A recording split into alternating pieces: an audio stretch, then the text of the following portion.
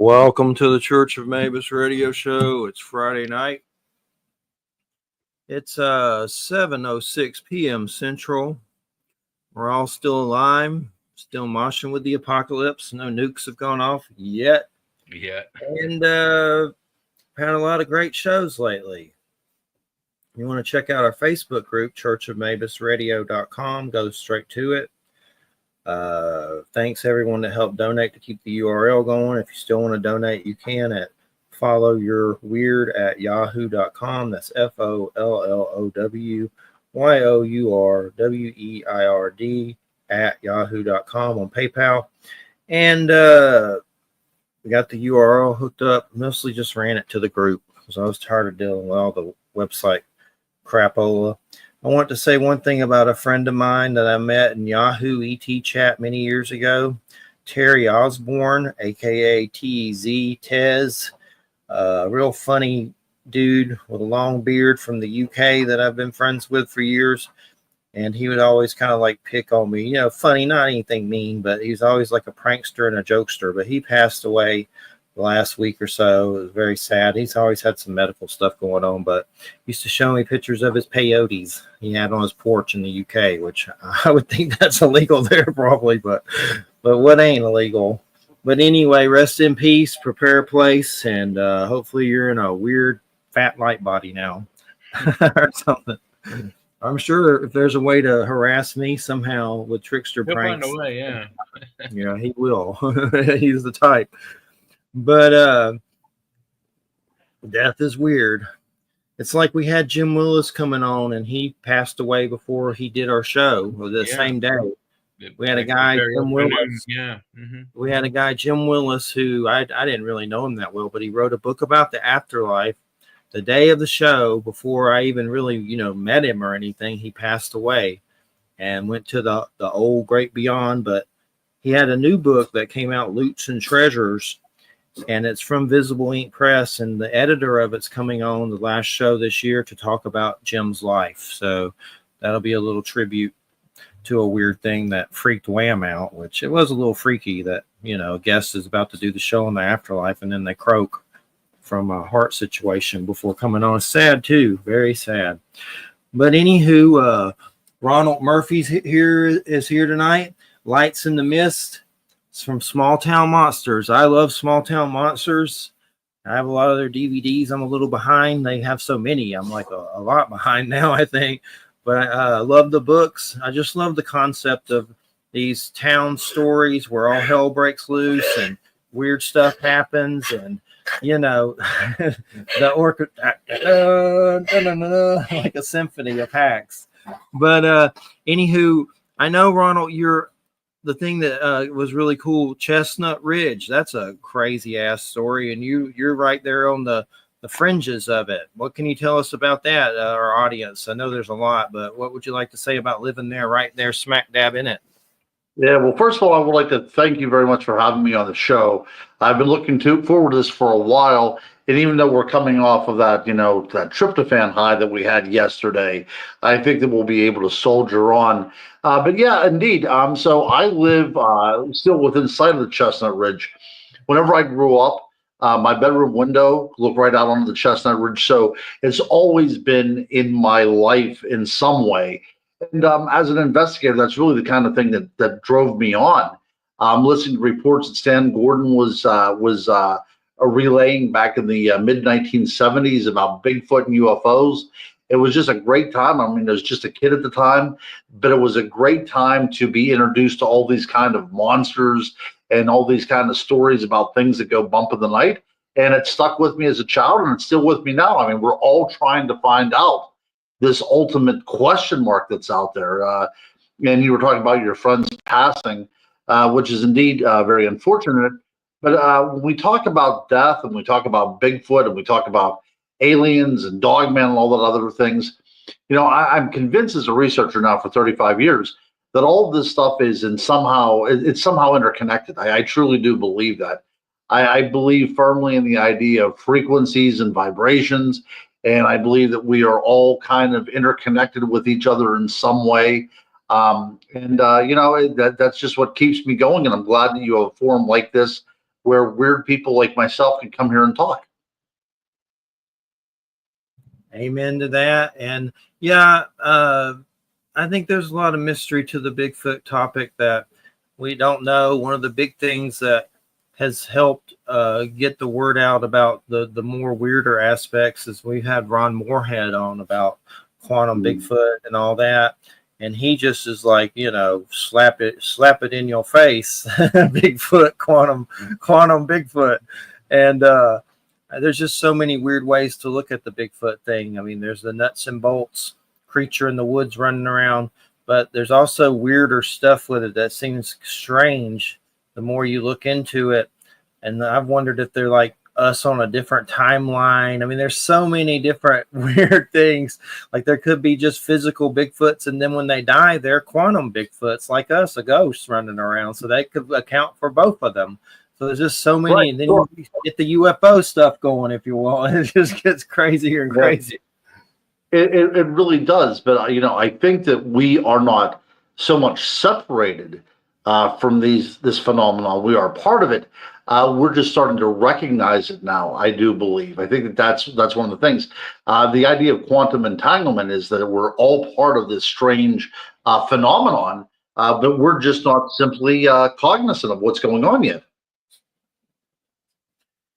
Yeah, I saw also on Kickstarter that Les Stroud guy's doing a whole Bigfoot documentary. I haven't did the little bit on it, but that's pretty interesting too. And then I noticed, a long time ago, I interviewed David Paulides, and about missing 411 and everything.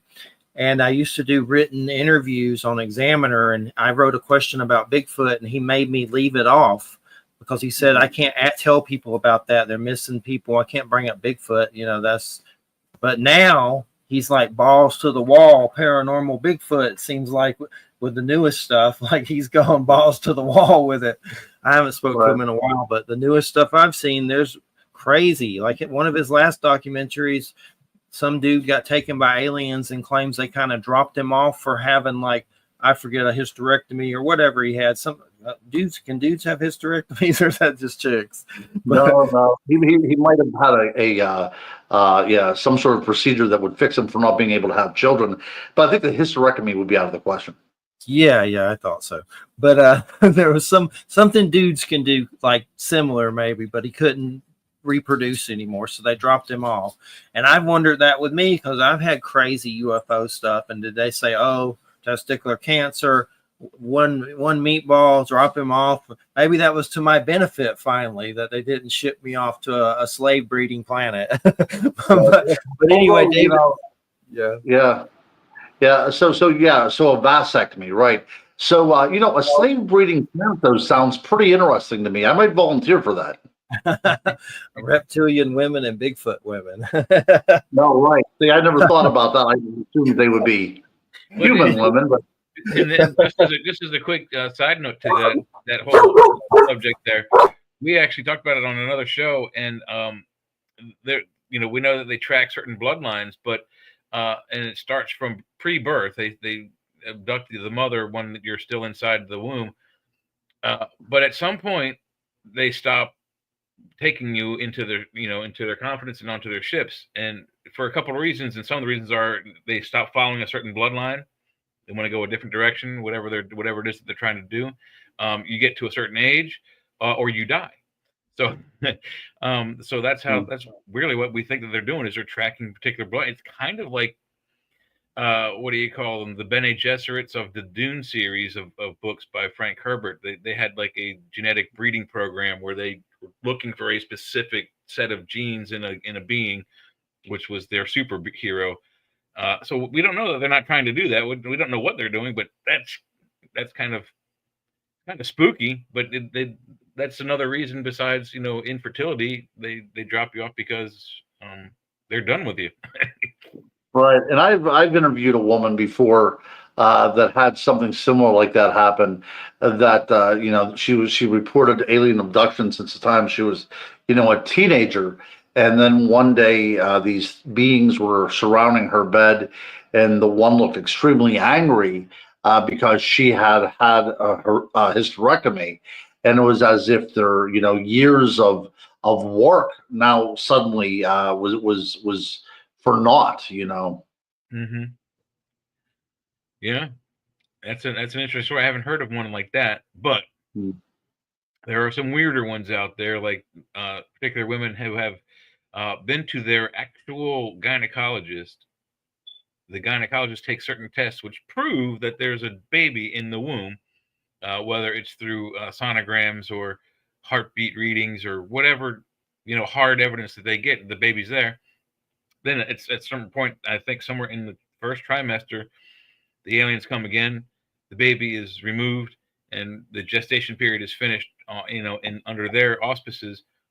And then the woman shows no signs, no primary signs, no secondary signs of ever having been pregnant.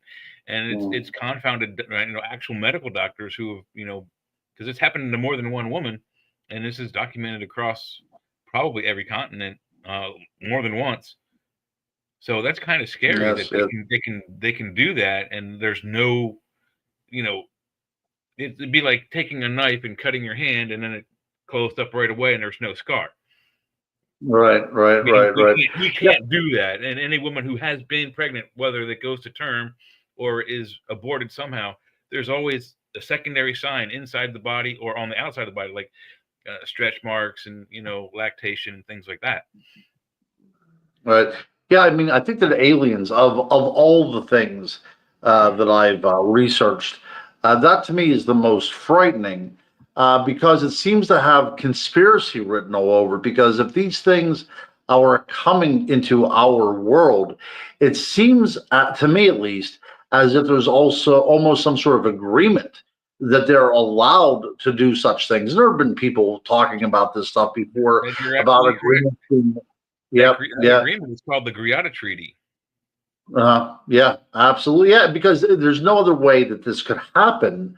And the other thing that I whenever I write as well too, many times UFOs are seen with lights, and of course, if these were foreign invaders, they would have no need for lights. So if they're making themselves known through some sort of light communication, then the people that they're making this known to obviously would happen to be military. Because if they are displaying certain kinds of lights, then that is a signal to somebody down here on Earth to let them pass. Somebody knows what's going on. Let's put it that way. Oh, more than one person knows what's going on. And it's not a question of if. They're here and have been for a long, long time. And we talk about this on many, many programs on this network. And one of the things we've talked about is well, first of all, they haven't destroyed us. They've been here for a very long time, hundreds of thousands, perhaps millions of years, maybe even hundreds of millions. Allegedly, some abductees have said they've been shown footage or data that is equivalent to a television show or a documentary that the aliens have produced of the planet in certain stages, like with dinosaurs roaming on the plains and whatnot. So the thing is that they have so much power that if they wanted to destroy us, it wouldn't be a problem. So they want us. They're here for a specific reason. One of the reasons is we've all heard that the story of the war between heaven and hell, the war between heaven and earth, which I think are both the same. And I'm thinking perhaps Earth was let's just say advanced, but not as advanced race as everybody else.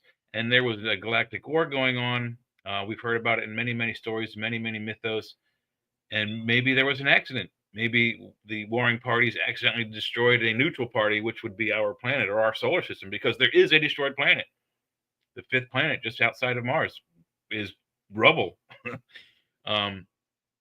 So maybe they're here to fix a terrible, terrible mistake. Like they obliterated life on this planet and maybe sterilized it, and then now they've re-engineered it and they're reseeding it to bring it back to what it used to be.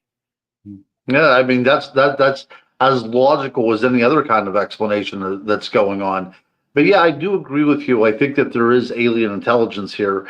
It's been here for, like you said, thousands of years, if not even predating the arrival of Homo sapiens on this great planet. Well, allegedly, one of those, well, actually now 3 of those 5 or 6 races that are visiting our planet did change the DNA of our species. We have that evidence because we've searched pretty well along the land parts, which is only 30% of the planet. And we've probably searched of the shallow areas of the water, maybe, and this is generous, maybe 1% if we're lucky. So we haven't seen the whole planet. We don't know the whole planet that well. However, the timeline of fossils, there's a 1,000,000-year gap between Homo habilis, who uses simple tools such as sticks and twigs and rocks, and makes simple homes like a found location, hollowed out tree, hollowed out rock, cave, etc. That very primitive.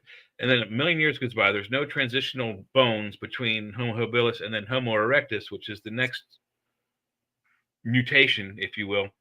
And Homo erectus is 1,000,000 years a bit more advanced, but yet they only still use simple tools. However, they use napped and flinted stones that become sharp, like axes and knives and such like that.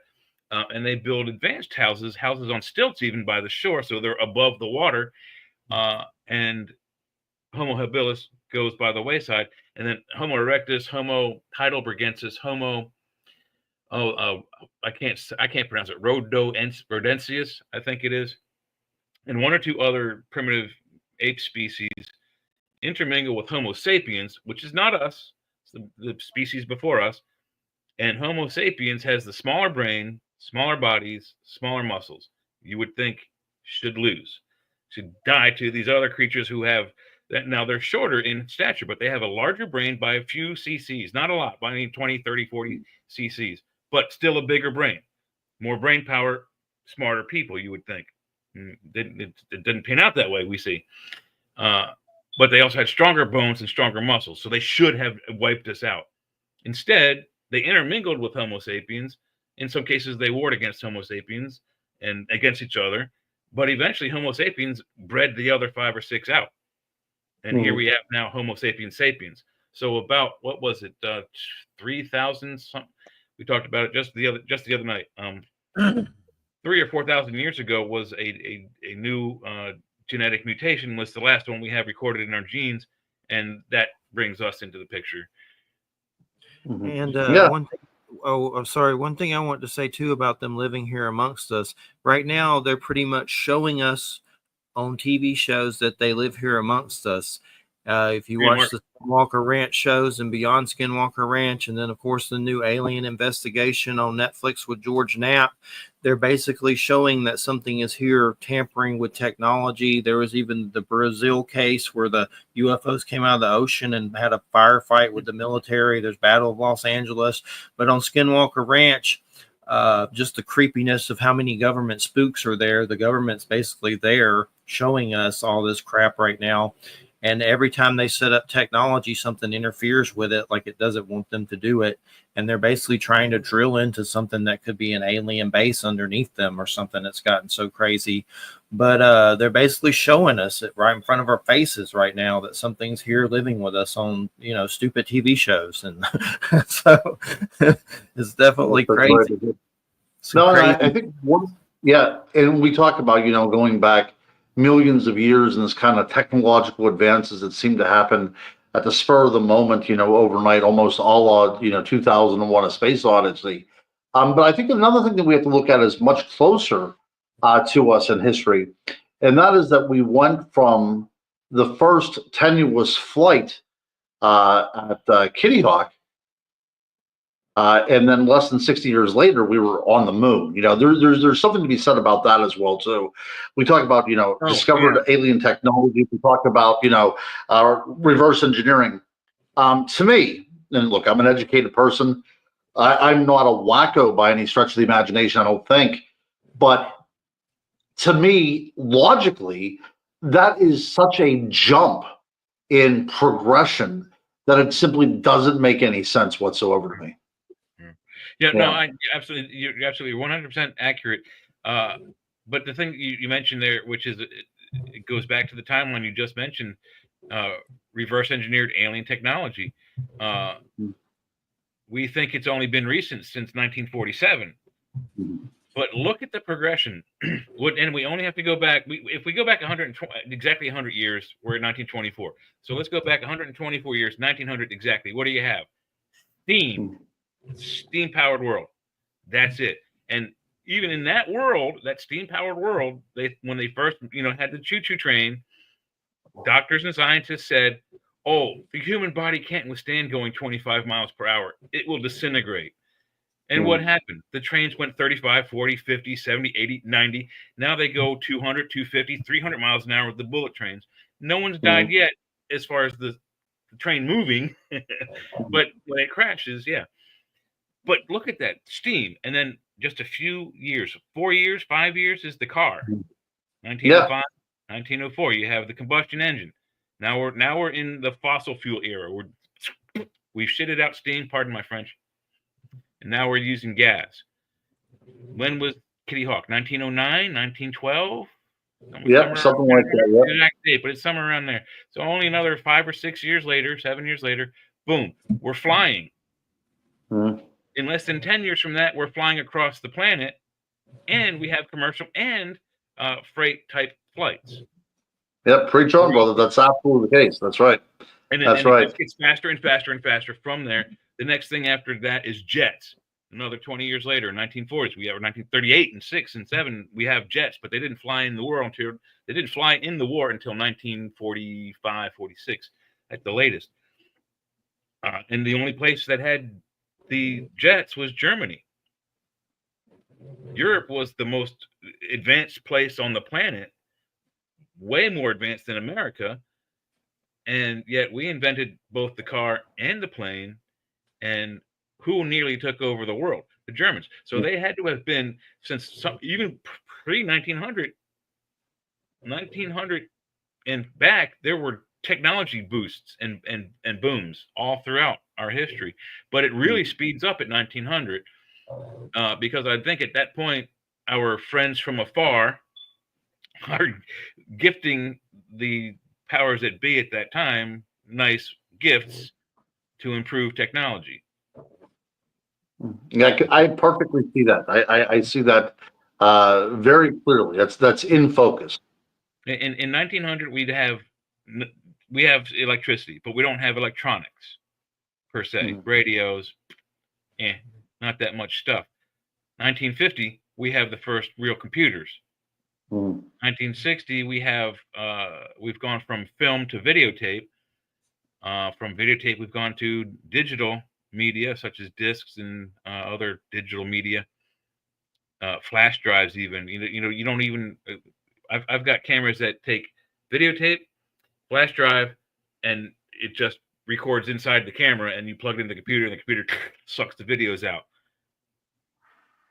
in less than 100 years. Sure, that's mind-boggling. All the stuff that has happened in just 124 years. Absolutely, yeah. We were horsepower, in even the 1920s. To think about that, we were really kind of we were using animals. We were using animals to still plow fields with and still get from place to place. That's a huge jump. Yep, that's a huge jump in technology, and something that is illogical to think that happened by happenstance. Yep. Hey, Steve, that's my buddy Steve. He's not going to come in on the show. He's just listening from down there. Oh, okay, I was wondering, but one thing I wanted to ask to get on the books subject, I've had a lot of experiences with the lights in the sky, and what I've seen, I'm not saying they all are, they seem to be like light beam type entities, and I've had some shamans on that from Inner Traditions, many different parts of the world they've been on, and one of them told me that the dead can travel in balls of light. So that kind of is pretty interesting. And then another one, Don Oscar, he said down in Peru, they would have like parties and watch these beings in the sky, and they would see these light beings in the heavens. And he supposedly had videos. I never got to see the videos, but I believed them. I know he's on a lot of big like spiritual sites and stuff like that. But there's so many different ways to look at it. My experiences with them, I've seen balls of light, many different colors from red to blue to a golden kind of white. And then, of course, down here in Florida, I saw 2 beams of light leave my house completely sober, not even booze or nicotine or anything. I rarely drank. Now just weed, thank goodness, but not even then. I was completely sober. And I saw 2 beams of light as if they were in my house and flew out into the heavens like it was like almost like a movie or a comic book. It was so weird. But so it's interesting when you say lights in the mist. Could you go more into, what you mean by that and how it ties into everything? Right. Well, I was doing a documentary with Small Town Monsters entitled Sasquatch Unearthed the Ridge. Again, talking about the Chestnut Ridge. And it was during this investigation that we started to encounter these lights in the woods. They were moving. They were accompanied by the sounds of wind chimes. So there was something also auditory to what was going on, and absolutely. So if we were on a ghost hunt, we would have called these, orbs, because again, talking about the dead being able to travel around as disembodied souls and this energy orb. But if we were UFO investigators, we were seeing UFOs. It really was very subjective by what was going on, but it was going on. So to try to make sense of it, I start tracking, this kind of this phenomenon from a worldwide perspective, because if it's going on now, history doesn't exist in a vacuum. So obviously it happened before. So to track down this precedent, to track down the archetype of the orb, I started to look at other religions, and absolutely, not only are these lights associated with death, as you see in like we had talked about, traditional understandings of ghost hunters on television, who sees these orbs as disembodied spirits, but also in Hindu religion, these lights are seen as the psychopompas. They are seen as the conveyor of souls from this world to the next world. And in Hindu culture, you have the prana, which is this enlivening fire. And I'm a practicing Catholic, and you even have the idea of the Holy Spirit appearing as tongues of flame. So to me, at the end of the day, there's a transcendence to the light. It is as if this is a gift to us, and what we do with that gift is really up to us. It's really in the eye of the experiencer. But whenever I track these lights down and track the legends and the origins of these lights down, I found out that it's ubiquitous. I mean, cultures around the world have the notion that yes, indeed, there are these intelligent energies within our world itself that manifest, many times in different types of light, and they sometimes even seem to communicate with us. It's a trip, man. I know it's just crazy the level that some of these shows have gotten to. I don't know if you've kept up with the Skinwalker Ranch stuff at all, but that's just that'll make your jaw drop. You're like, what in the hell is happening? This is crazy. The Alien Investigation. Did you see that one with George Napier on Netflix? It's called Alien. I've not seen it. No. It's got the Skinwalker Ranch shocks in it. Like, what the hell are they doing? Now they're on a boat looking for an alien base in the ocean with George Knapp. Crazy. But if you watch Paranormal Caught on Camera the last season, I don't think everything on there is real, but there's some stuff that's definitely real on there. There's some weird stuff on there. Did you see the Dogman one, the one in the tree with the blue eyes? No, I saw the one with the weird alien dude. It was like it was like glowing white in the video, like it was, and it looked like not infravision, a night vision camera. Yeah. And the thing was like walking on all fours, but the knees went the other direction than like you would for dogs. Like instead of bending, like dogs go that way. Oh wait, dogs go that way. This thing it was like straight. Oh, it was so weird. It was like a four-legged spider, but it was a human-looking thing that was it's the. And weirdest. I'm skeptical about any show that's even on TV. So I mean, I think a lot of it's real, but I'm not going to say it all. So some of these phenomenon I know for a fact are just phenomenon. For example, you brought up orbs. Now there are legitimate orbs, and then there are the ones that most people get nowadays, which is people talk more about orbs nowadays than they did in the 70s and 80s. They just were less frequent because they're harder to capture. But I've seen pictures of orbs on celluloid film, emulsion film, and you can't explain it. There's just this orb in there with, sometimes it has an image in it, sometimes it has looks like an anthropomorphic shadow or silhouette inside of it, but it's there, and nobody sees it who's in the picture. Like, you take a picture of like the family, Christmas party or whatever, boom, click, and then there's an orb in it somewhere, and no one saw it before the picture was taken, so it gets there somehow. But with the digital technology, and the unfortunate thing is that the digital technology it collects a lot more light. So that's why we have cameras in our phones. The camera lenses have become god awfully so good. They're better than any kind of Ansel Adams you'll ever see in your life. But the thing is that they pick up droplets of water in the air, which sometimes get hit by the flash or get hit by the sun or some other light source. And they also pick up particles of dust and dirt in the air, which also get hit with the flash or hit with the sun or another light source that makes a very bright orb within. But there are many of them sometimes. So I've seen digital pictures where it's like orbs everywhere, but all it is specks of dust in the air. And it's unfortunate for those people who think they've caught something phenomenon and it's really cool and worth thousands of dollars. It isn't. Right. No, I agree with you, but it makes for good television if you spin it properly. If you spin it properly, people are always looking for evidence. I don't care what it is. Yeah. Whether it's, garbled sounds that people say are voices, or the electronic voice phenomenon is very cool. It makes the hairs on my neck go up. Are you familiar with rods? Oh yes, absolutely, absolutely. Would you like to know what rods actually are? I assume that they're insects. They're common everyday insects, and they're only ever captured on videotape. Video cameras, and they may probably be with the digital cameras too, I would imagine. I don't know how digital cameras record their images, but I assume it's very similar to a magnetic carrier, which is what videotape is. It's just magnetic tape. So you have two fields in the video camera. You have an odd field and an even field, and depending on how many pixels your camera can pick up, whether it's 1080p or whatever, that's how many lines of resolution there are in that camera. So you have lines 1 through 1079. That's, this hand. And then you have lines 2 through 1080. That's this hand. And those images match up like that. So you're actually capturing the whole image as two different planes of data.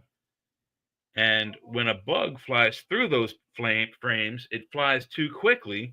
So this bug that's that big goes across 4 frames, so not only 4 frames, but 2 different fields, the odd field and the even field, and it grows. And if it's really fast, it grows even longer. I've seen them with up to 12 wings. But when they slow that same rod footage down, what do you see? It's a locust. It's it's a cricket. It's a big bug, but it goes whoosh. Right. But if you can remember back in the 1970s, there were people that were making names for themselves by calling these, aerial biologics and everything else, aliens that lived in the atmosphere. I mean, there was people that really were banking on this. Because it was the 70s was the real, the real beginning of home video camera. Before then, it was Super 8, 16, and that kind of thing. Maybe if you're really rich, maybe you'd get a 35 millimeter camera setup for home pictures and home movies. But when they came out in the early 70s, they exploded. By the 80s, they're for the home market, they're approaching that big. Now they have cameras that are I had one out a couple months ago and I put it away. Literally, it's only about the size of a cigarette package. Right. And like you said, our cell phones nowadays, the cameras are so sophisticated in them that people are actually filming movies with your camera. Oh, yes. Yes, absolutely, 100%. Yeah. And one thing I wanted to ask is Phantom Lights, like a documentary, is that accompany your book? Are they 2 separate projects, or is like an interlapping with those? Yeah, there's a crossover. Kind of think of a Venn diagram. and I'm on one side, and the UAP mysteries on the other, and we kind of have that shared area where these two worlds converge. Tyler Hall, is the director and producer of that particular film, he did an amazing job on it. If I inspired it, fantastic, but the merit in and of itself stands on its own. And I'm very, very proud of that work. And I am in the film as well, too. And I urge any of the listeners to go right to Small Town Monsters on YouTube, and you can watch it for absolutely free. Cool. Yeah. Love their stuff. And so I know you get into modern accounts in the book. Is there anything you'd like to share about that? About what are some of the modern accounts, or one in particular or a few that you'd like to share that you discuss? Yeah, well, and I'm not one of these researchers that go into a litany of different types of encounters, because I think that people can look that up themselves or whatever, because I'm trying to get a little bit deeper. But to show you that this is a pervasive phenomenon, people are witnessing these. Not only like the Brown Mountain Lights in North Carolina or the Marfa Lights in Texas, which is almost a tourist attraction. People go to there expecting to see these lights. But people from, little small towns in the middle of nowhere are witnessing these flames that are dancing around.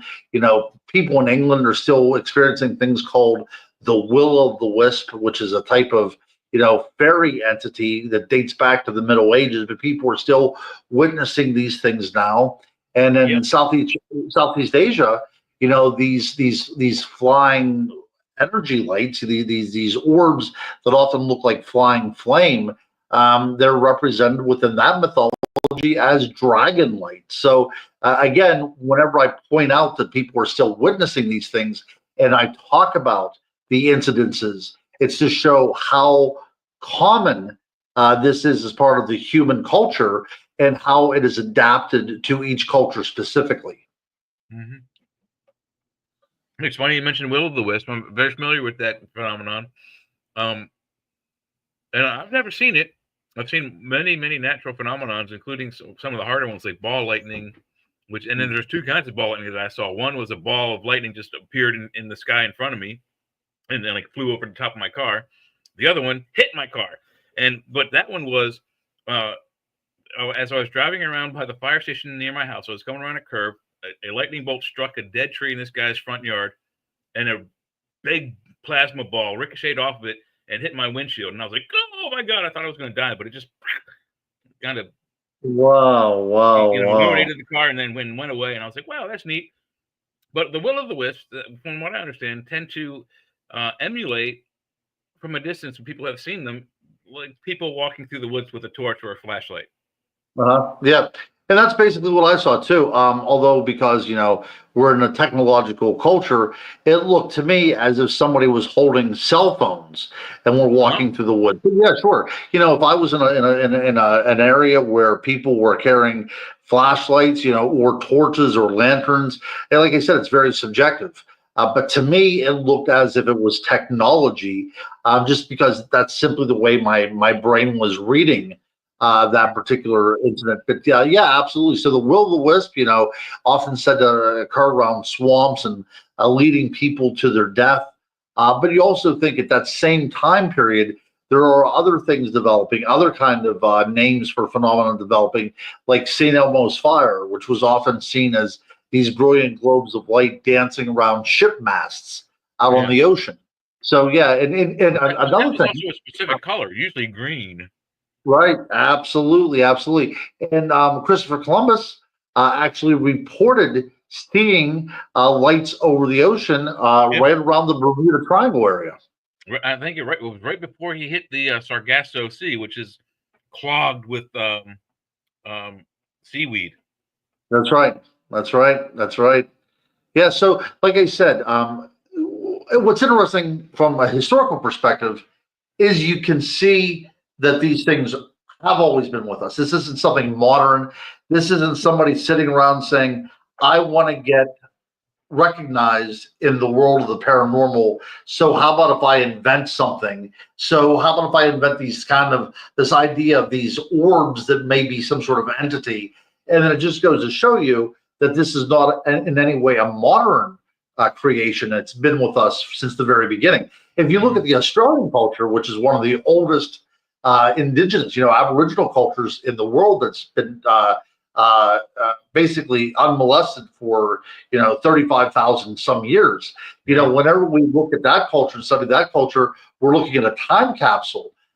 In their world, in the dream time, the idea of the serpent that separates us from the other world and the beings from the other world, like the Wandjina and the Mimas. All these things are represented in that world, but they're also the idea of earth lights as well too. Ayers Rock, one of the very sacred places, the Aboriginal culture, also has instances of earth lights, and we also have the Min Min lights, which is another famous place in Australia. So much like the Marfa lights, where it's become a tourist attraction because how regularly these lights are seen. Mm-hmm.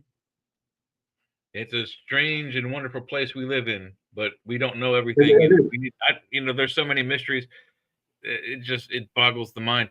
I did want to ask you real quickly. Let me go back to your book here real quick. Extraterrestrial Origins is one of the chapters, and the very first sentence intrigued me right away.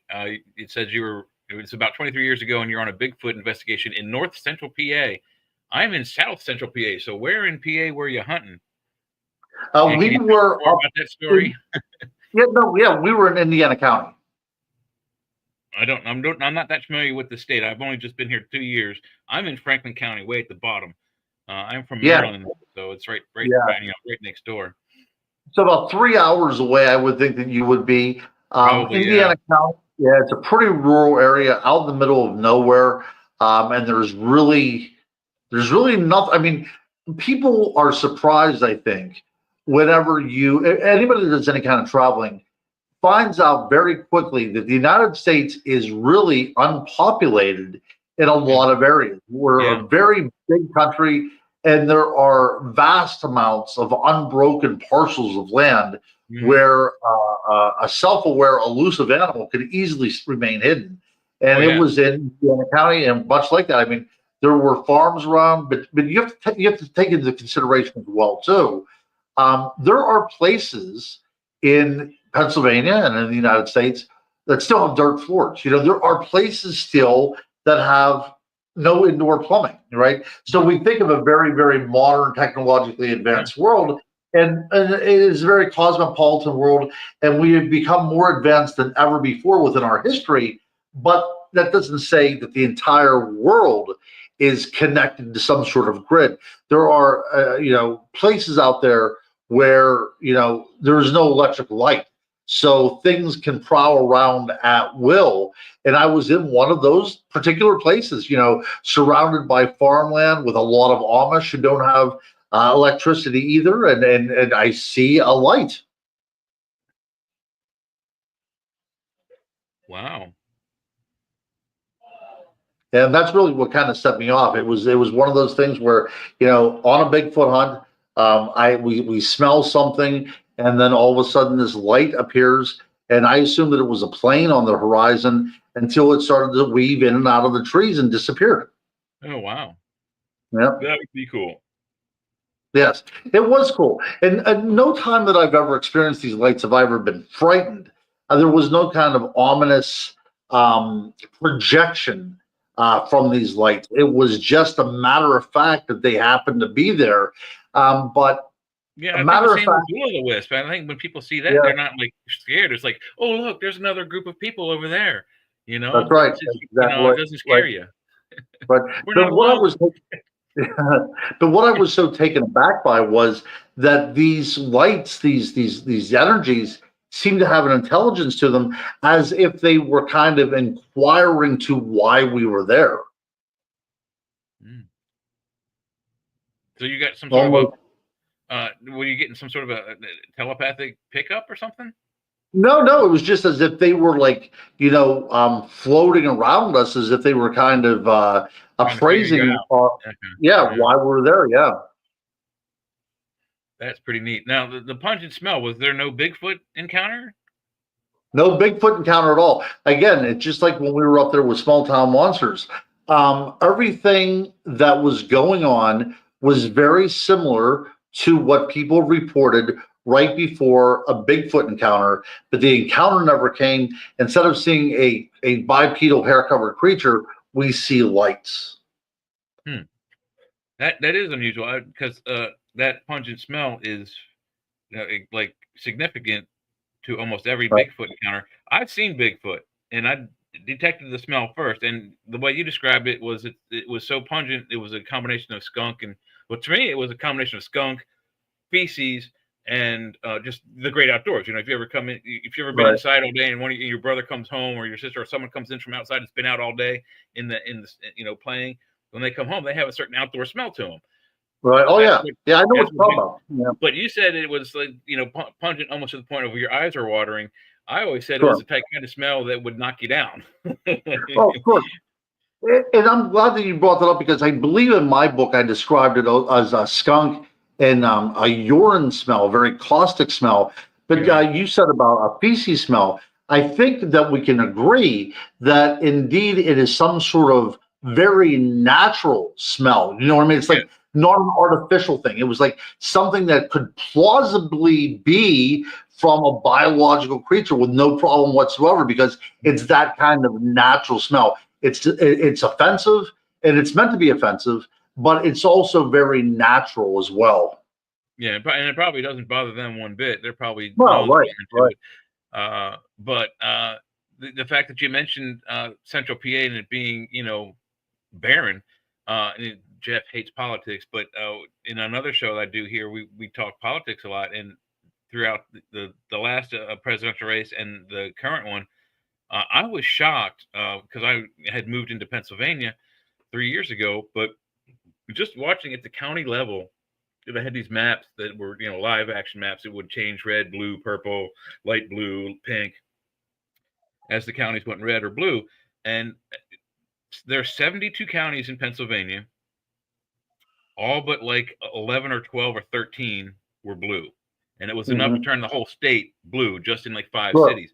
So, but I'm segueing that because there are some large cities, Pittsburgh, for example, Philadelphia on the other side of the state, where I saw Bigfoot was in Youngstown, Ohio, which is like directly across from Pittsburgh. I mean, it's like a 20-30 minute drive either way. And where I saw it was in a place called Boardman, Ohio, and it's a rather industrial area, quite frankly. Where my cousin's house is right near like big warehouses. There's a huge Toys there. Well, 40 years ago, there was a huge Toys R Us there.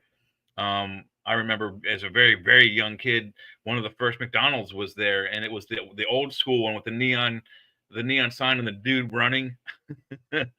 Yeah. So that is where I saw Bigfoot, and it was in a neighborhood. It wasn't the industrial place, but the industrial place is like, 1 block up from the back of my cousin's neighborhood. And so he's capable, this creature, of not only evading us in the rural areas. How hard would that be? We don't hang out there. But it appears he's also pretty good at evading us in industrial and residential areas. Well, right, sure. There's been tells of people seeing them in Pittsburgh. The Micaiah skunk ape down there in Florida was very near communities. So to say that these things are just in the woods, hidden away, it seems that there are brave ones out there too that make themselves a little bit more capable of being spotted, because they do cross over into our neck of the woods. Yeah, absolutely. Yeah, and I'll tell you briefly my story, because they're attracted to the noises just like sharks are to kids playing in the water. It sounds to them like a dying fish, so they come to investigate to look for food. I don't know what Bigfoot's inspiration is, but they tend to drift towards the sound of children playing and having fun. And that's what we were. We were children, and we were playing in the second-story bedroom, mind you, second story. And it was me and all my cousins, like 4 or 5, 6 of us in there, and some are jumping on the beds. I'm sitting on the bed farthest from the window, and it's a 10 by 10 room The window's up. It's fall, Thanksgiving, this time of year, rainy and cold. The ground is outside. The grass is sopping wet. I mean, you step in, it's like, that's how wet it was. It was squishy. I remember that specifically because when we followed him the next day, we came back soaked and muddy, and that's the worst in the fall and winter. So, but anyway, I started to detect the smell, and I thought it was because two of my cousins, the twins, were babies, 1 or 2 years old, and still wearing diapers. So I said to my oldest cousin, "Hey, Mike, I think one of the babies has a dirty diaper. Let's take him down to the babysitter so she can change him." Our parents had gone out with my grandparents to a dinner with all the aunts and uncles. So I smell this nasty thing. I look over at the window and I see this old man. I don't see Bigfoot at first. I don't think, oh, look, Bigfoot. First of all, I just think it's an old dude, a human dude. That's how human the face was. It had mostly brown hair, but a little bit of gray, a little bit of white, a little bit of yellow, a little bit of red. I mean, almost every hair color you could think of, except for like blue and purple, was in there. Every natural hair color you could think of, but it was mostly brown and black. And he had this nice, happy face, and he's probably middle-aged, 40, 50-year-old individual. And wrinkles in the face. I mean, it was close enough. I could see it looked like an old man, but with a lot of hair and a beard. But most of the face was skin. You could see the skin. And then he sees me, seeing him, seeing us, and his look of, I would say, glee went from happy to really pissed off, and he barked at us. And it's a noise I can't duplicate. No human can. And I swear to God, I felt a yellow stripe and the hair on my back stand up straight at the same time. And we all ran, and I'm talking ran downstairs to where the babysitter was watching TV. And there was a big room. Let me turn the camera on here. There's a big room with a huge window. And behind that was their backyard. And I had it, my cousins had it, we had it at my house in Maryland, a little log cabin. It was called Abraham Lincoln's birthplace or something like that. It was just a playhouse. He was standing on that, and he jumped off of it as we got downstairs. And I swear to God, 2 steps, and he was in the next yard and disappeared. Wow. When we were kids, it would have taken us 20, 30 steps to get from where he jumped off of that toy to the next yard, taking us 30 or 40 steps. Just walking. He wasn't running. He just 2 or 3 steps, gone. And we were losing it. I was like 5 kids and this 13, 14-year-old babysitter. And at that moment, that's when my parents and my aunt and uncle came home. And we ran right to them and told them the story. 5 or 6 kids yelling at you, Bigfoot, Bigfoot. And they're all like, yeah, whatever, brushed it off. Well, he was there. The next day, we went out and we investigated. And in the backyard, that little hut, it had a gabled roof. But 2 of the slats had, like, or 3 or 4 of the slats on both sides had bowed in where he had been standing. And it was a good 10 to 13 feet from there to the window, which was the second story window again. And we could see his handprints on either side of the window. Big, muddy, huge handprints where he had been holding himself up. Wow. And you give it weight, it gets better. I wish I had some concrete, but I didn't. And I didn't know about that anyway back then. I was 8. He jumped off of the log cabin house into my cousin's sand pit. We had 2 huge footprints. Where he landed, square footprints. And then again, like I said, 2, maybe 3 footsteps, and he was gone. We could follow his footsteps in the grass because it was so muddy and wet. We followed him down 2 houses, maybe 3, and then he turned right into the woods where there was a creek, and we lost his tracks. So he walked through the water a certain way, left or right, to lose us. That's an intelligent evasion tactic. But we followed him. It was real. It wasn't my cousin's. My cousin's dad, my uncle, was like 6'5". He's big dude. Easily in a fursuit, bear suit, easily passed for Bigfoot. Wasn't him. There's no way he could have jumped off that roof into that sand pit, run through the woods, and come through the door 30 seconds later. It was an impossible magic trick. Wow. So that's my Bigfoot story. And he's not quantum either. Jeff knows I don't like that bit about him. Yeah, very, very interesting. Yeah, like I said, I'm still on my search for the elusive Bigfoot. So, well, I can tell you that's probably how you're going to find them. Get a tape of some kids playing and just play it. Set up a campsite. Get smelly. I mean, literally, you cannot. I mean, obviously, we were in our house when we found him, but if you're going to encounter him where he lives, you better not smell like the big city. Well, everybody, you listen to United Public Radio 107.7 FM New Orleans. It's Ronald Murphy. His book's Lights in the Mist, from Small Town Monsters. You can go to smalltownmonsters.com or Amazon. It's been a great show. Thanks, Ronald, and thanks for hanging in there. Thanks for hanging in there after the stuffings and trimmings, because I understand, because I'm like, I want to go to bed and eat some more stuffings and trimmings first. But we appreciate it so much, and keep us in the loop on future projects. And thanks so much. You have any sites or anything you want to plug or anything? You can look me up on Amazon, or Facebook, Ronald L. Murphy Jr. Feel free to do that. But yeah, Amazon, Ronald L. Murphy Jr. will take to all my books, or go to smalltownmonsters.com to find my Lights in the Mist there. All right, man. We appreciate it so much. Thanks so much, and take care. Yeah, guys, good night. Bye-bye. All right, everybody. We were in Mercury retrograde right now, and my planet Saturn went direct finally around the 15th. And seems to be slowing down around here. I think we're okay. Yeah, just everything's crazy. A lot of the dogs right now have a kennel cough. We just had weird things where our cats had diarrhea for a long time, and they're just now sort of getting over it after coming back from being fixed. And it was just crazy. Like, it's just been crazy. Feels like the apocalypse as usual. But the cats have been going just nuts, and having to keep them in the bathroom and we keep it clean and everything for them and change their litter box every day. But they just kept going and missing the litter box and just like couldn't control themselves. I don't know. Maybe some kind of bug. Yeah, that's the problem with kitties. They got projectile crap. And some kind of bug. I don't know. It's just crazy. But they're doing a little bit better. They're not. It's been a while since they pooped on the floor, so that's real good. But gosh, it's been nerve-wracking. Yeah, the kitten had some diarrhea problems for a while when we first got her, so she was missing and doing the floor on purpose sometimes. Yeah, sometimes I've wondered if these are doing it on purpose.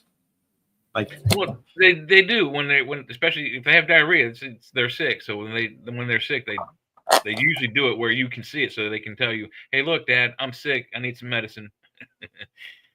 Yeah, what can you give them? Because that's kind of limited. No, you'd have to go to a vet. I think that's the one thing for common ailments like upset tummies and that kind of thing. They don't have over-the-counter pharmaceuticals for cats and dogs. I mean, there's some like the flea medicines, but they don't have kaopectate for dogs. They don't have Tums for dogs. Excedrin, Tylenol, that kind of stuff. It's been crazy, and there's one hacking now. Yeah, hacking. At least I can't get it. I don't hope, but I've been feeling kind of weird too. So, said it's rare for a human to get it. Very rare. Yeah, that would suck. But so what's been going on?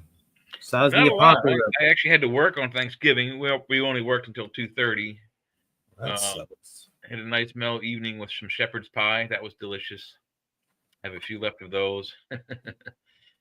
Other than that, no, I started. Let's see. I started watching the new Dune show.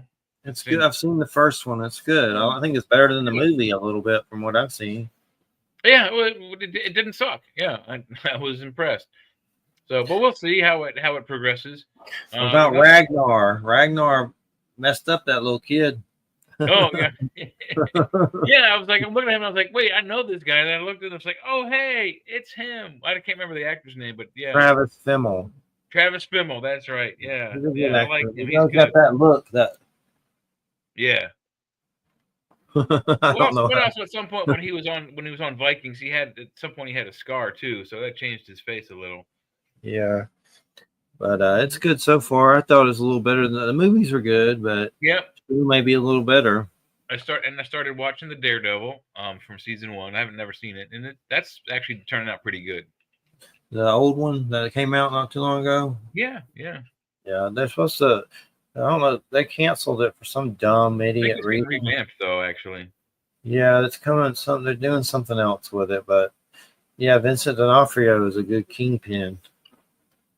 Oh yeah, I didn't like the fact that he wore all black, but yeah, it is what it is. Yeah, it is what it is.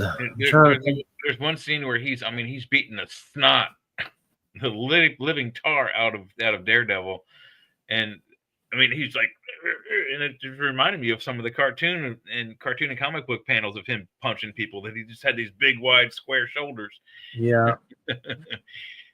Marvel's about to do an event called One World Under Doom, where Dr. Doom becomes Sorcerer Supreme and starts a Doom Academy, and it's about to be a big comic book event called One World Under Doom. Wow! So that should be pretty interesting. That sounds like a good book. Yeah, there's some good omnibuses of Doom. There's a new Books of Doom coming out, which is like a little series they did of Dr. Doom that they're making a trade paperback of it. It's only about $15. That's coming out in January, but he's one of the big ones for sure that needs more attention. I always heard that Darth Vader kind of got stolen from him. I don't know how true that is, but I've seen that somewhere, or someone saying that Vader is kind of like a stealing from Doom, Dr. Doom. But maybe a little bit in the costume, you mention it, but the actual, you know what Darth Vader means? I don't know. I don't remember. Dark Father. Yeah. But I read that somewhere, but people say all kinds of shit. Who can keep up? Yeah. Opinions are opinions. But George Lucas, to his defense a little bit, he did retcon a lot of stuff that people had questions on after the movie. So not all of it was originally written down. It's cray. So cray. I haven't seen Transformers 1 yet. They actually say that's supposed to be pretty good. They got good reviews. It's Transformers 1. It has like really good reviews. I might check it out. A new one, or is that you're talking about the very first one that came out? It's a new one called Transformers ONE, and it has great reviews on Rotten Tomatoes or whatever. It has really good reviews. Huh, that's cool. Yeah, I haven't seen it yet, but I'm going to. Hemsworth, Brian Tyree Henry. I don't like any of those other Transformer movies. Oh, it looks like Gen 1. Yeah, I don't like any of those other Transformers movies. They're okay, but they're not anything that really excite me. But this looks like all 100% digital, though. Yeah, is it a cartoon with just these guys' voices. Can't quite tell yet. It's supposed to be Optimus Prime and Megatron's story, the origin stories.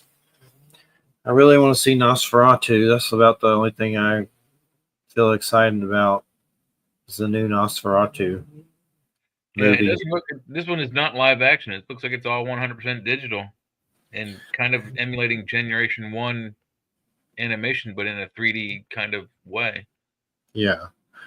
I haven't seen it yet, but it's on the itinerary. Trying to think what else I've watched. Would you like to hear some of the voices that are going to be in this? Sure. All right, so let's start. We'll go at the top. Chris Hemsworth. Chris Hemsworth is Orion Pax, who is the origin of Optimus Prime. Scarlett Johansson is Elita 1. Dee Buscemi is Starscream. John Hamm is Sentinel Prime. John Bailey, I don't know who he is, Soundwave. Evan Michael Lee is Jazz. Cool. Who's this guy? Brian Tyree Henry. I don't know him either. D16, who's that? Keegan Michael Kay, I know. He's a comedian. B127. I don't know. Lawrence Fishburne, Alpha Trion. Vanessa Liguri is Arachnid, and then there's people. Oh, James Remar is in there as Zeta Prime. Wow. Zeta Prime? Yeah. I don't see anything about like Bumblebee or any of the other guys, but Starscream was one of the Decepticons, right? Like one of the main ones. Starscream was Megatron's like right-hand dude. Yeah. Yeah, it looks interesting for sure. Definitely worth checking out. For sure. I forget, it's on one streaming service. I forget which one, but I know it's on one because I saw it on there. Maybe it says here Paramount. Yeah. That Bad Santa. You can rent or buy it on Prime. You got Paramount? I do. Well, you got Dear Santa, and now you got Transformers. Should really watch Dear Santa too with Jack Black. It's good. Yeah, I'll check that out. I'm also going to look at the, I think it's called Red One with The Rock and someone else. What is that about? It's a Christmas movie comedy, but I don't know what the storyline is. But the actor who's playing along with him in the lead is not an actor you would associate with a comedy. Yeah, I'll have to check it out. Let me see. I'll call it up. I was just looking at Transformers. Why don't I just do that? It's weird how many movies they just like give bad reviews to now. Like, Chris Evans, Captain America. Oh, okay. I might have to check it out at some point. And I like in theaters right now, so you have to wait for it to come out. But Dwayne Johnson, Chris Evans, Lucy Liu, and J.K. Simmons. Oh, who's awesome! I like him too. Yeah. Red One still in the theaters? Yeah, still only in theaters. Yeah, it started November 15th, so be there a couple more weeks. They come fast now onto streaming, pretty fast. Yeah. I just feel tired. I need some more turkey and just go to sleep. Strained. I got 4 shepherd's pies downstairs I can cook up, but it takes half an hour. You got to bake them. What's up with all the bomb threats to Democrats? And I also seen a lot of bomb threats to Trump people. People are nuts. People are crazy. There's also some big... I wasn't able to find the stories. I was trying to look for it before this show so I could be, up on the news for next show, but apparently the ceasefire didn't hold either, so they're back on shooting at each other in the West Bank over there.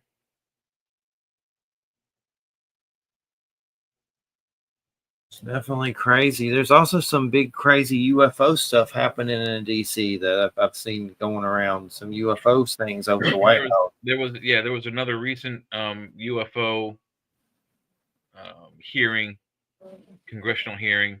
And it was, I don't think it was in the Congress, but it wasn't senators, it was representatives. I don't know if there was any senators there. This that I'm talking about is actual UFOs over. Oh, sightings. Oh, okay. Yeah, well, there was also. I know what you're talking about too. There was also the recent hearings too. So, geez. Yeah, that's crazy. There's some serious UFO sightings going on over there right now. Definitely creepy. It's probably like China and Putin and little UFOs. DC's not far from me. It's only 65 miles, I think. It just feels like every day all hell's going to break loose. So finally let's do it and be incinerated and turn into fallout. But Small Town Monsters next week is a psychedelic show. Oh wow. We tripping, bro. Cool. But the guy wrote, I need to get the PDF to give you, I think. Let me look. I think I forgot to give you the PDF. I don't even know if I got the PDF. Yep, I better write about that because I don't think I did. Yeah, it's 85 miles from here to Washington, D.C. It's not far at all from me. You see anything about the UFO stuff?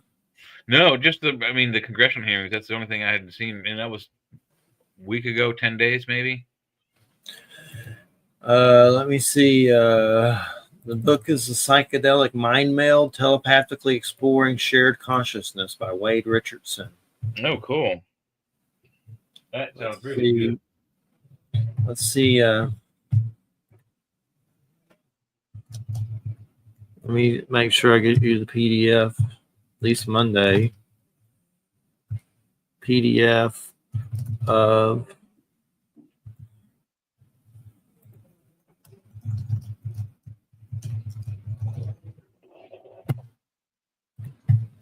okay, I've sent that request in. Man, I gotta get off this Kickstarter. You ever messed on there any? I don't really look at Kickstarter much. My friend that I don't did board games with, he did the he did the Kickstarter for Marvel United as a board game, and he did the whole spiel, and he bought it, I think, in like earlier this year, just 7 or 8 months ago, and he finally got it last week. Ordered it 8 months ago and got it last week. Well, that's because they make it. Yeah, like they had to make it. Yeah, and then they didn't realize that more people bought it than they thought were. So they what they had planned on, I guess, for the materials to make the first batch, they blew through it. They had to make more. So, there's some wild stuff on there. You gotta be careful. It can be addictive, but there's one thing called a new comic called League of Cryptics. Frogs go to Loveland, and it's like this team of superheroes. They're like cryptids, and they have to go like hunt Bigfoot and stuff. And there's a bunch of different stuff. So they're cryptids hunting cryptids. Pretty much, yeah. and there's the Cheney family, Lon Chaney. You know that is, of course. Okay, I was going to say, is it Darth Cheney or someone else? Lon Chaney, the guy that played, horror characters a long time ago. He was all kinds of things. Werewolf, mummy, Dracula. They're doing a London After Midnight official graphic novel adaptation. The family is helping to put it out. London After Midnight was a movie that got lost when he was in it, and he had like a top hat and real creepy looking. But they're doing a comic, and they're going to do the whole story. Heavy Metal magazine just launched #1. They're relaunching #1 and starting over, I guess, on some weird level. So there's a Kickstarter for that. Some other magazine that's pretty popular that supposedly started Heavy Metal called Metal Hurlant, HURLANT. Yeah. They're doing a whole thing for that magazine, restarting it. Just a lot of crazy stuff. That's weird you mentioned that, because I just heard the other day Mad Magazine folded up shop like in 2019 or something like that. And I was like, wow, I didn't even know they were still producing to be one, but they went that far and then they died just before COVID. That's weird. That's really weird. Probably what they're doing now, I think they still put something out, but it's just like reprints of all their old stuff or something. Yeah, or like print on demand kind of thing. Like if you want issue 152, they'll make it for you. Yeah, they don't put out new stuff anymore for some reason. It's just all their old stuff. The guy that wrote Resident Alien comic books and inspired the show Resident Alien with Alan Tudyk, he's putting out this anthology comic called Peter Hogan's Black Forest. I guess his name's Peter Hogan, but it's like creepy stories like, Tales from the Crypt or something like that, or Twilight Zone. There's a lot of neat stuff on here. There's some comic book company called let's see what they're called. It's a guy named Ash Redburn. He basically puts out all these black and white comics of old horror movies like Nosferatu, but in comic book form. Oh, cool. And there's a bunch of old, like Frankenstein, Lady Frankenstein. Let's see, what are some of the ones? House on Haunted Hill, Carnival of Souls, The Cabinet of Dr. Caligari, Phantom of the Opera. They basically make like comics. The Last Man on Earth with Vincent Price. That comes with I saw The Cabinet of Captain Dr. Caligari in video classes at SCAD in the 90s. It's a creepy movie. Yeah, there's another one called Caligari that's an old like 80s movie, supposed to be good, I heard about. But if you look a long time ago. There's a Nosferatu, A Winter's Tale right now on Kickstarter. That's like a Nosferatu story that takes place, a new one, like during the time of Christmas. Oh, and they're making that. But the black and white art is really cool. You can find that in Nosferatu, A Winter's Tale. But basically, you're helping people to create things. You're bidding on it. I've kind of noticed that there isn't a lot of uncolored art anymore. Back in the day, we had Ansel Adams, who was a very famous black and white only photographer. I don't think he ever took any color photographs of anything. but he took these stunning like pictures of nature. And I think the only human picture he ever took was a shadow of himself, which was basically his self-portrait. um, just black and white. I've always enjoyed, even when we had color TV. I liked it every once in a while. The channel 20 in Washington D.C. would play at late at night, like the old black and white horror movies, like the silent version of Phantom of the Opera with the Hunchback, or the Hunchback of Notre Dame. Hunchback of Notre Dame. They also did the Phantom of the Opera, but the original silent Hunchback of Notre Dame is so creepy, but you still feel so poorly for that Hunchback dude. It's a lost art. I mean, there are so few black and white movies made anymore, and I think people should still use film every once in a while. Make a nice black and white. It doesn't have to be a horror movie; just a really good black and white film. Yeah, and I was just talking to Wild Trees. Wild Trees that comes on. Yeah, I'm gonna get Wild Trees. But we were talking about Ricardo Delgado, and he said that he was just talking about his Age of Reptiles comics, that it heavily influenced. Let me see what he says here. Ricardo was just talking about Dracula. He said that he worked on Jurassic Park 3 and a bunch of other movies. His Age of Reptiles comic series has defined and heavily influenced paleo art. That was the guy that came on about Dracula. He has these comic books called Age of Reptiles. The problem is they're expensive, but they've gone up in value from Dark Horse. There's an omnibus, though. I might get that. But I'm the type of person, if I get one, I'll end up being an addict and having to get everything, especially when it comes to something like that. That's one thing that I hate and like about comic books is they're so collectible. Some of them have really great cover art, others don't. But if you store them nicely and you don't abuse them. When I was a kid, I abused the crap out. I mean, I found a box of comics. Or actually, I didn't find it. My mom gave it to me when I moved back from college. A box of my old comics, and I had a 1960s or 70s era of Spider-Man with the cover destroyed on it, which completely destroys the value of it. Yeah. Had it survived, I might be able to sell it for $300 or $400. Or God knows, some of them go up in value so much. They're heavily addictive. That's for sure. Oh yeah. That and television, they're just like drugs and alcohol. They hit certain receptors in your brain, and your brain gets used to those and or addicted to those inputs. And when they're missed, you have withdrawal symptoms. And then it can get crazy. Like, let's say there's one comic in particular you want, and it's going crazy, and people are buying the crap out of it. And I've literally come across just like one of them on the entire internet that I could find for sale. And then you buy it. That's like a weird high. And then if you didn't found that, you would have been up Poops Creek. You'd never find it ever, probably, unless you really started searching by yourself to stores and stuff. But it can get crazy like that. Like, you totally can't find this comic anywhere, and you find one. It's like the last one that you can find through Google search or whatever. Well, no, it's funny you say that because it's not a comic book, but there's this game that I had before I moved here. I lost a lot of my old board games, and almost all of them are out of print. So I can only find them in usually opened and used conditions.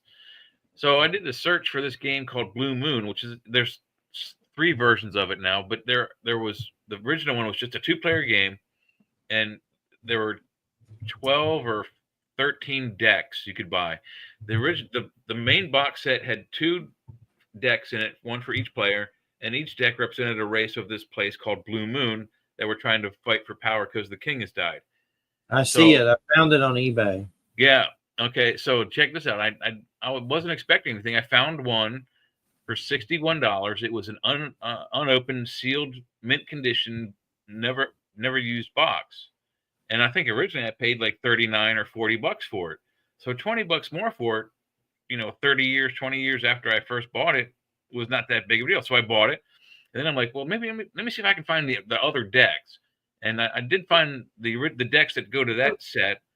They're like 50, 60 bucks a pop, but they're opened and used.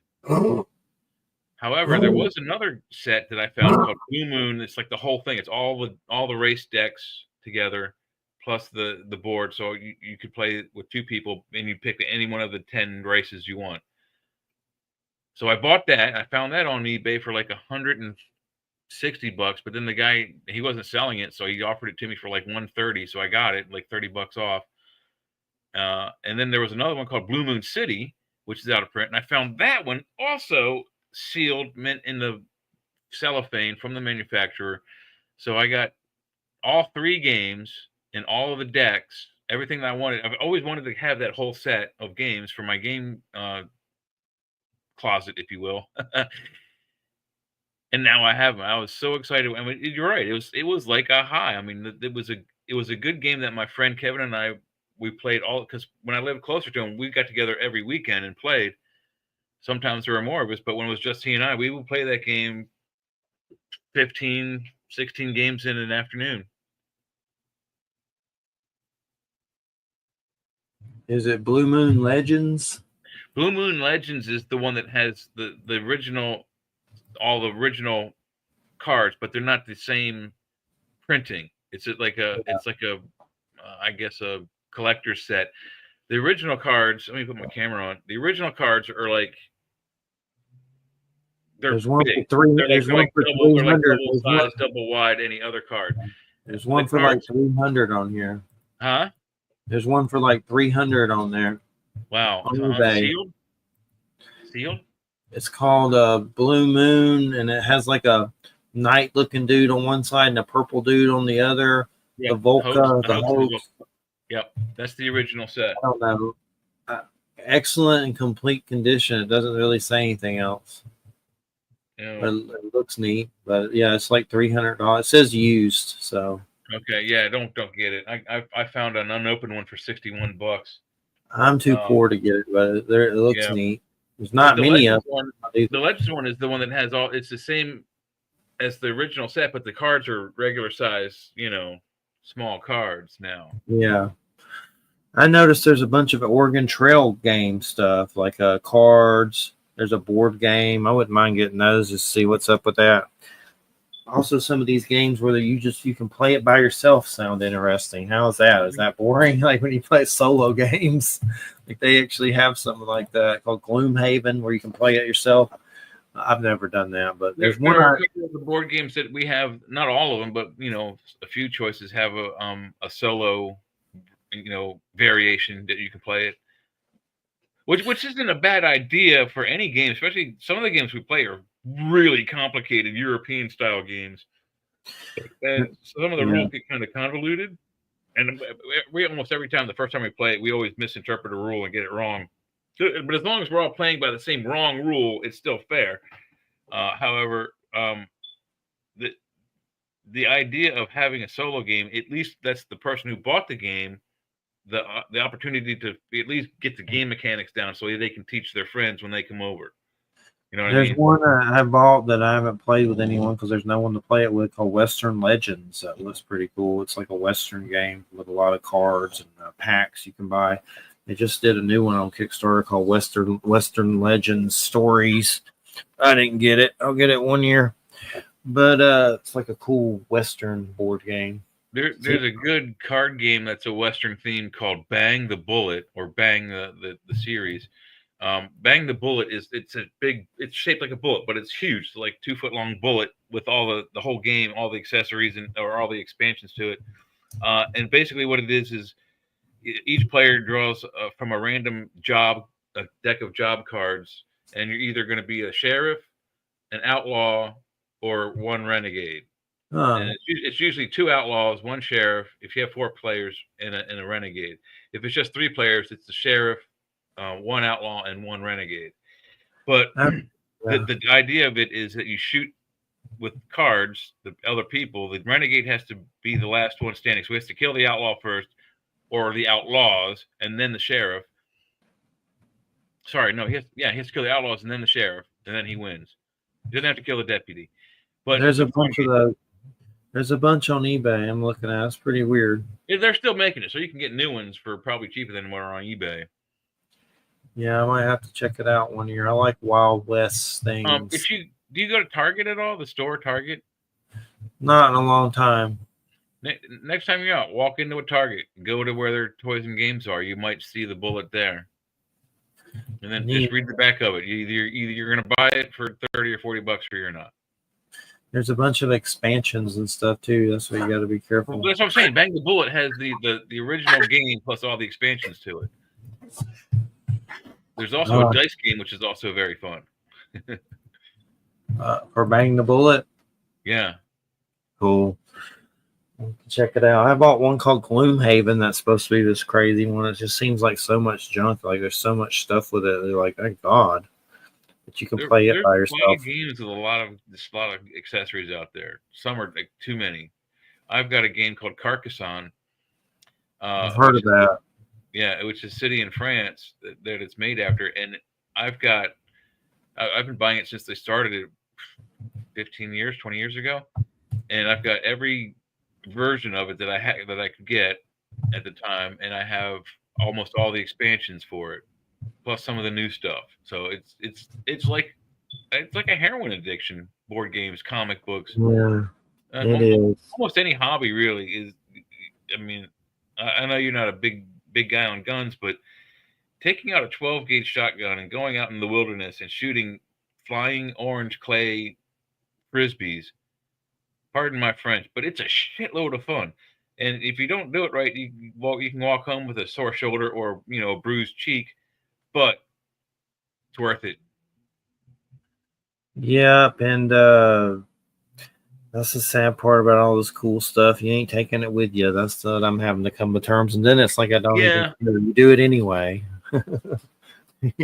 You do it anyway. Well, but I have thought about that.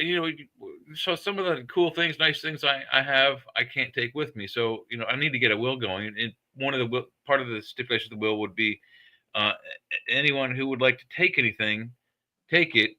And once everyone's had their way that wants anything, all of my DVDs and CDs, music CDs that are left over, either go to the library or the public school. Drop off the public county school system. They could distribute those throughout the county. The schools could borrow them and play movies for their kids. Yeah. Fundraiser kind of stuff. So you can make it go a long way. I've got Star Trek collectibles that are really cool, like phasers and communicators and tricorders and shit, costumes. If my best friend died and had that kind of stuff, I wouldn't destroy it. There's ways to get rid of that kind of stuff. People love that kind of collectible thing. Yeah. And if you donate it to a museum or local toy stores, maybe you get an Astral copy just because you bought it, so you can get an Astral copy. When you croak, you'll have an Astral copy.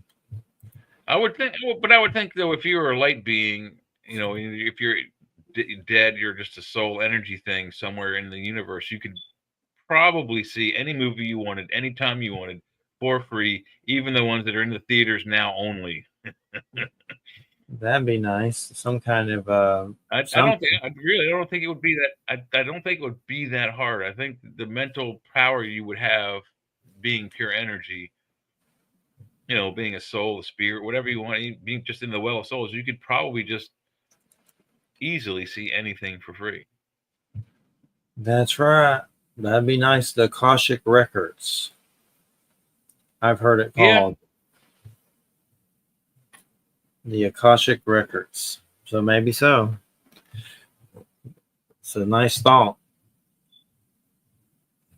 Because aren't the Akashic Records something like everything that has been written, will be written, and never was written is in that book? Something to that effect? Yeah, something like that. I mean, I don't know. I've heard about it as far as metaphysical circles, but I don't know. I mean, it's certainly a possibility, but I don't know. Mm-hmm. You would hope that everything would be recorded. Well, because people have always said that, particularly when they're criticizing movies, that there's only so many plot lines, like 7 plot lines. 10 different types of heroes or heroines, et cetera, and I don't necessarily believe that, but I definitely think, and it's been for a long, long time I've thought this, because I don't even watch the Oscars. I used to love watching the Oscars. I can't stand it anymore. Hollywood has just lost its creativity. They have absolutely gone completely bonkers.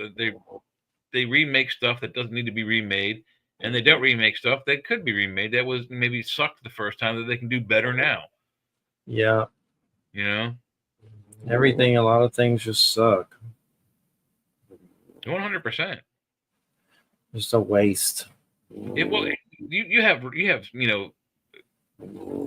Fire Stick or Roku Stick, whatever you have, what you're watching TVs on.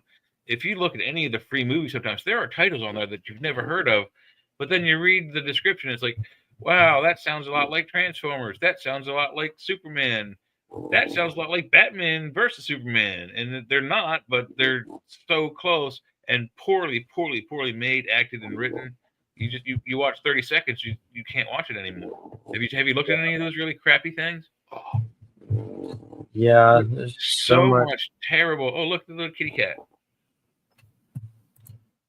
Kitty cat time. I saw the other one over there. Yeah, the orange one. There's the orange one. That's Bill, and the black one is Blackmore. She's sneezing all over my little baby Hulk. Yeah.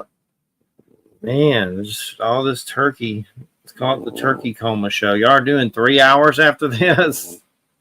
I didn't have any turkey Thursday, so I'm not being affected by any tryptophan comas at the moment. So y'all I did get turkey at work. We had turkey. They gave us turkey yesterday for lunch. Yeah. That was y'all good. Doing a show after this, right? Oh yeah. How long is that? 3 hours.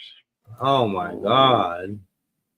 I've only been up since 5:30. Well, actually, I got up at 4 to piss, and then I went back to sleep until 5:05. God, I need an energy boost. It's hard for me to even do 2 hours sometimes. Most radio DJs that on your car radio, they're in that studio for 4 hours. Yeah, they do it daily, and like usually Monday through Friday. Yeah, crazy. We're going to be talking about psychedelics next week.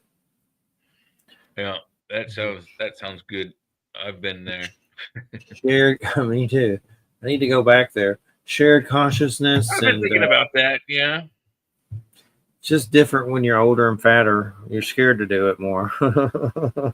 Not scared, because you know what kind of trouble you can get into with that stuff if you're not careful. I mostly worry about heart stuff, when I do it. Heart. Yeah. How your heart. I always considered heart stuff the things that came out of a metal needle that had to be injected. So I never touched any of that crap. Yeah. But shared consciousness and telepathy. And you said you sent the book for that? What you sent to email? I'm working on it. Should have it Monday, hopefully. I just got the book first. I just got the physical here, but I'm gonna get her to send the PDF so I can send it to you. I just got the physical not that long ago, but and what else is going on? Let me see. You have it there? Let's see the book. You can look it up on Amazon. It's in my mom's room. Have it there. That's cool. It's far away right now, but in another room far away. But you can look it up on Amazon, see the cover and everything. And let me see what else is going on. Wade Richardson, that's next week, and then Victor Baines, that's a Nostradamus show. And Kevin Heil, that's the Jim Willis. And then we take a vacation and come back January 10th. You'll be here, and Eric Grimsrud will be here. We'll have a Trumplegook show right after the inauguration. Haven't we been on with him before? Yeah. Saw the Nostradamus, blah, blah, blah stuff. Edgar, will you be still, man? Oh. This dog is a mess. Yeah, and Mr. Bill's down here crying for attention. He's painful to pet because when you stop, he doesn't like that. So he doesn't reach for you.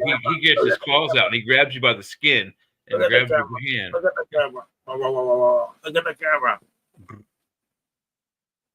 No. You howling? No, that's me.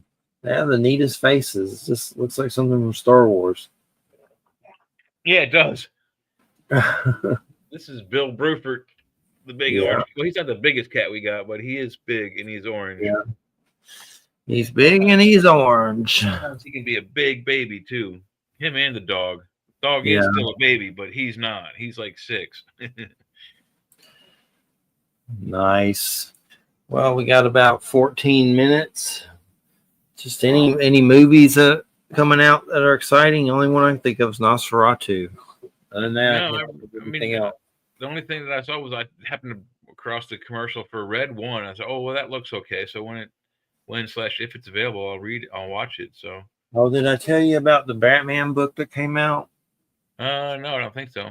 Look it up on Amazon. It's called Batman Resurrection. It's a sequel to the Tim Burton Jack Nicholson Joker movie, and it's official. Okay. Yep, Batman Resurrected. Let me see who it's by again. I have it. My memory sucks. Miller? It's John Jackson Miller. John Jackson Miller, yeah. Basically, it picks up right after that movie. It picks up right after the Joker dies. And the Joker's gang's at large, and then it gets crazy. I haven't read it yet, but it's got good reviews. I'm looking forward to it. I want to read it.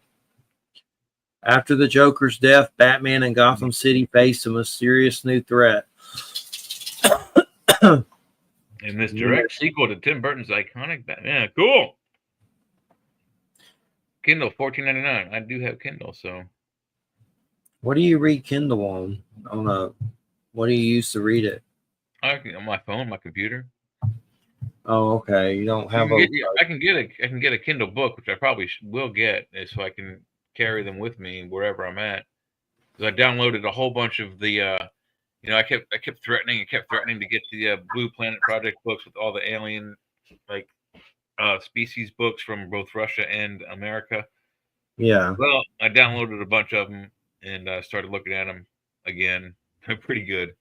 On Kindle? Can't verify all of it, but some of it is factual and some of it is misfactual.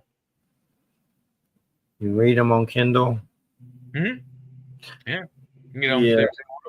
They have a lot of comic books on there you can get through Kindle, but I love physical copies, but that seems easier to keep up with electronic copies. That's for sure. If it's on it remembers it all on there, right? For you, everything you got and everything, like it keeps up with it, right? Well, so the way it works is the way I've done it before when I had a Kindle was you can download them from Amazon into the actual device, and it holds X. Let's say it holds 15 books. And then you finish all those 15 books, you want to put more books in there. Any books you buy stay on your Amazon account. So you can go in there and empty those other books, put them, out, delete them from the book, and then download the next batch of 15. Okay. So yes, it's basically, if you fill it up, it's no big deal. You, like I said, you just have to delete one or two to get a new one. So, but they also have the new color ones, so you can read comic books. Nice, that would be cool. Some of them. Like some of those omnibuses or whatever, like the collections. I forgot. I was going to look in the private chat. You should check this out. It's Amazon.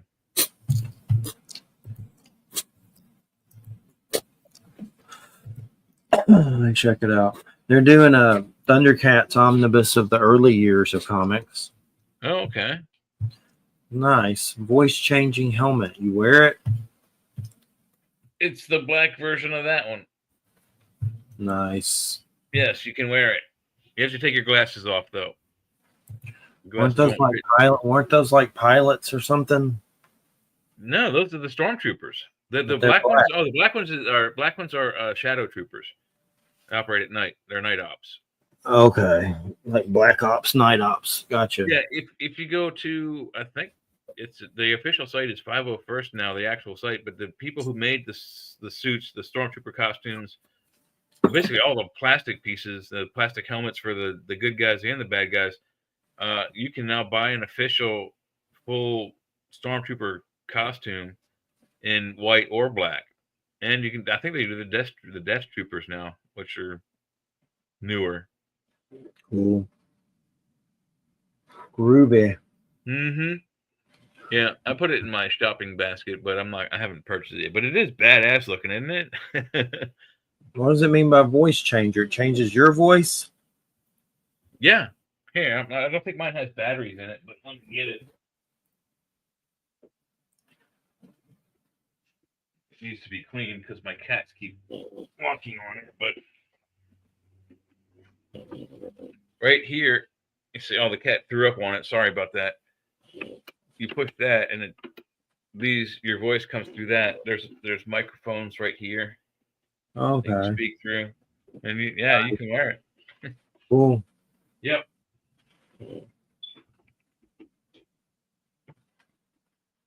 They're doing a God of War series on Amazon, and the guy that did Battlestar Galactica, the newest one, is doing it. God of War. Ron D. Moore. Yeah, I know him. God of War. You know that story, right? Actually, the Battlestar Galactica story, yes, I know it well because God of War. You know that one? God of War. No, I don't know that one. No. It's from the games from Sony. It's basically about this Greek dude that somehow the gods piss him off and he hunts them down to kill them all in Greek mythology, and it's badass. And then eventually, after several games, he makes his way to the Norse pantheon and starts killing all them. Kratos. But it's badass. They're badass games. They've done very well. It's by the guy that did Twisted Metal. He made God of War. But that's coming to Amazon from the creator of Battlestar Galactica, the newest one that came out. Not the old one, but the newest one. Should be interesting. It's a crazy story though. He like kills Zeus and all the shit. Goes after all the gods, like in a rage. It's just like this angry dude that's pissed off. Well, that's kind of how Zeus got his powers. He went after the Titans, which are his parents, and the parents of the other gods that were his friends. Yeah, and I don't know, it'll be a while probably before that hits. Is the dog asleep? He's snoring up a storm. Yeah, he snores a lot. He snores a lot. Weird. I've never had a dog that does that so much. A lot of noises. I've had cats my whole life. Some cats snore too. It almost sounds like purring.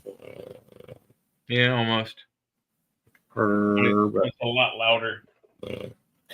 He is always making noises, no matter what. But let's see. Need some of that eggnog booze, some of that Evan Williams. No, you do buy a bottle of Kahlua. Put Kahlua, one shot of Kahlua in your eggnog. Trust me, it's awesome. Sounds good. Two of those, you'll be flying high, dude. I used to be a bartender. I know what I'm talking about. Sounds good for sure. Oh, it is. I mean, it melds. It really, the coffee flavor of the Kahlua really melds well with the really thicky eggnoggy flavor. Yeah. Check that out. I had a Jaeger bomb not too long ago. Not today. Me and Jägermeister and tequila do not agree all the time. I was surprised how much the Jaeger bomb you couldn't really taste the Jaeger in it after it. You could, but not like a shot of it. If they did it right and it was a flaming one, the fire changes the flavor. Like, have you ever had a flaming Dr. Pepper? No. All right, so you take a is it triple sec? I can't remember what. You take a certain liquor, put it in a shot glass, you light the top of it, and then you drop it into a mug of beer. And then you drink it, and the beer tastes, and I swear to God, exactly like Dr. Pepper, except it has booze in it. Yep. I have to check it out. Oh, they're very dangerous. Most bars won't do flaming drinks, but you can do them at home. I've done them before. You just got to be very careful. I don't drink that often. Once in a blue moon, I don't like it that much, but once in a while. Yeah. I drank myself not almost to death. I just drank a lot in college, and I knew I wanted to do that so that as I got older in life, I wouldn't, be drinking every day of the week. That eggnog mess with me though. Well, yeah, because the lactose in it is like sugars your body craves, and if you put more alcohol into it, it's gonna, it's gonna pull that in after the water. Yeah. After the sugars are gone, what's next? Alcohol, and you're wasted. Trust me, it speeds it through your system if you put it in milk. That Evan Williams has like rum, brandy, and whiskey in it. Like they mix like that stuff. Like it has like 3 or 4 different kinds of booze in it.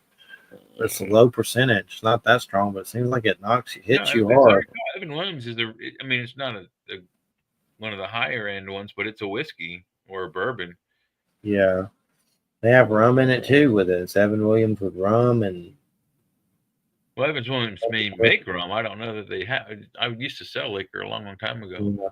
Yeah. That particular eggnog though has a mixture, and it says it on the bottle. But it's weird. I need some more of it. I need some more. Got about three minutes. The store that we have across the street, it's a gas station chain that has like a store inside with conveniences and a deli / fast food restaurant, and they make really, really good eggnog that you can buy in half gallon and gallon versions. Yeah, it's good. That's what I put the Kahlua in. I don't make my own eggnog. Nice. Yeah, from what I'm saying, if you don't do it right, it can be dangerous. Yeah, it's hard. Well, you're supposed to pour a raw egg into it, and you're supposed to beat it in a mixer for so many minutes to heat it up to the point that you kill whatever germs are on the egg.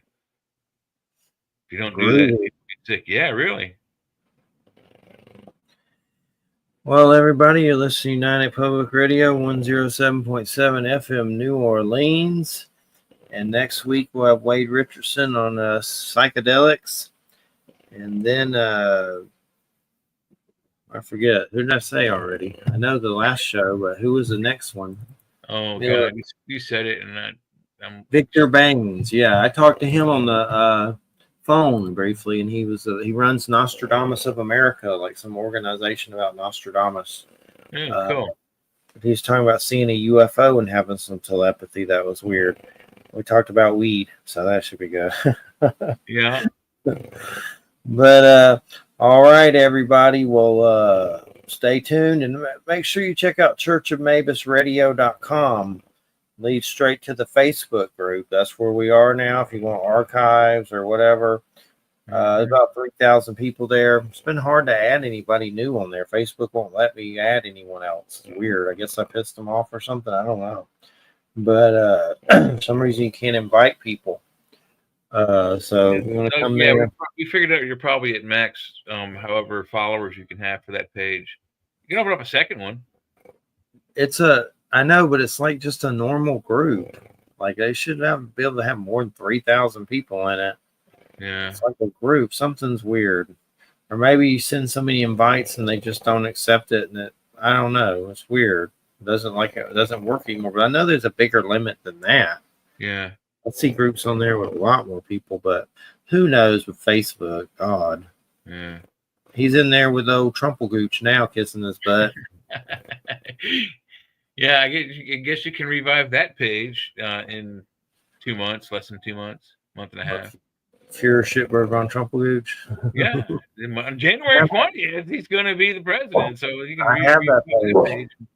Get that going again. That's the page that's going to get me put in the gulag. Dude, yeah, but some of the funny shit I ever saw about that whole scenario from him running for president, being president for the that 4 or 5 years you had it going. It was funny as shit. Some of the stuff that went across that board. Yeah, a lot of memes. Yeah. All right. Thanks, Jay. Thanks, everybody. Everybody have a good night. I feel like a zombie butt, so I'm laying down or something. Good night, everybody. Good night.